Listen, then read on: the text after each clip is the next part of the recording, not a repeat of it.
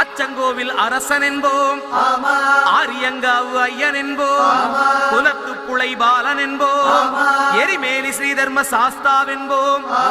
சொரிமுத்து ஐயனார் அப்பன் என்போம், ஜோதிச ரூபன் என்போம், மகர்ஷி மர்தன் என்போம், மணிகண்ட சுவாமி என்போம், சுகுணவிலாசன் என்போம், சுந்தர ரூபன் என்போம், ஜாதி மத பேதமில்லா கடவுளாம், சத்திய வடிவான தெய்வமாம், ஆபத்தில் காப்பவனாம், அன்னதான பிரபுவாம், உலகத்தின் முப்பற்ற தெய்வமாம், சோதனைகள் செய்வானாம் ஆனா கைவிட மாட்டானாம். அப்படிப்பட்ட சாமி ரொம்ப சிறுசையா ஆனா சக்தி ரொம்ப